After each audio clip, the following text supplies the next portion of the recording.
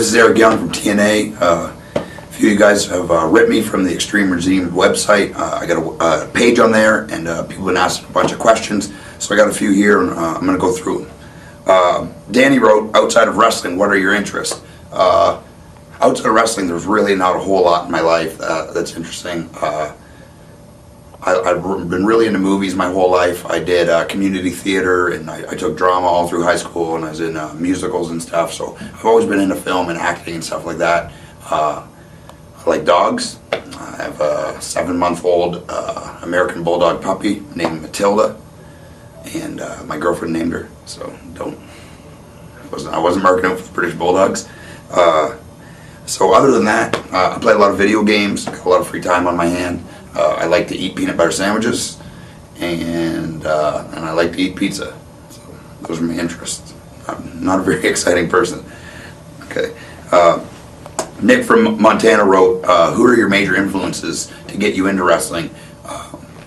Early on it was guys like Macho Man Randy Savage, Ricky the Dragon Steamboat, the Rockers, and that translated over into Shawn Michaels. He was probably one of my biggest influences. I wanted to be Shawn Michaels. Obviously, I don't look like Shawn Michaels, so I'm not going to be Shawn Michaels, and I'm a completely different kind of person on TV. But anyways, he was my #1 influence for sure. Ric Flair, obviously, Terry Funk. There's a lot of the older guys. That is the ones that inspired me mostly to get into wrestling and influenced me the most in how I put matches together and stuff like that. Jesse B from Ontario said, what is your favorite part about growing up in Canada? My #1 favorite part when I was a kid was the snow. Most people don't like the cold. I love the cold. I like snow. I like to be in snow. Aside from pro wrestling and kissing, maybe skiing is probably my next #1 trait. Playing hockey obviously was a great part of being a young boy in Canada, and starting when I was real young, working my way up, and I played Junior C, which is it's not a big deal, but it's very competitive hockey.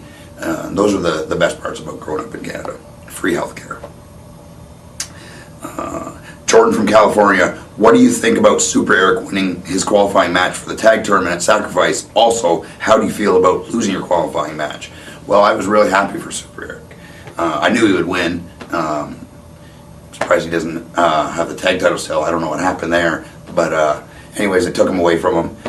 As far as me losing the qualifying match, it's very sad, but it's usually what happens. I don't mind losing. I lose a lot, so I'm getting pretty used to it, and I didn't get hurt, so that was good. Sid from Ontario wrote, if you weren't a wrestler, what would your job been? I made horse harnesses. I worked at a brass foundry before I started wrestling, so I'd probably still be doing that or working in a factory somewhere. If I could choose, it would be something in film, acting, or something along that lines. But the reality is I would probably be a grunt at some factory carrying heavy stuff. So that's probably what I'd be doing. Let's see here. TNA Rules from France wrote, what was your favorite moment in TNA? Personally, there's so many in-ring, it's impossible to narrow it down, but my #1 favorite moment was signing my contract to do this for a living. I've watched wrestling since I was 6 years old, and I've always wanted to do it. So, anybody that's, always set out to do something from the time they were 6 years old and actually gets to do it, it's a dream come true. And when I signed my contract for the first time, it was the biggest moment in my life, and still is to this day. So that would be my #1 moment. Howard from New Jersey wrote, who is your favorite superhero, and who do you think Super Eric's favorite superhero is?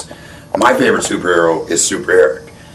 He's the greatest superhero of all time. He's the strongest, he's the fastest, he's the best looking, he's got the nicest cape and the best mask.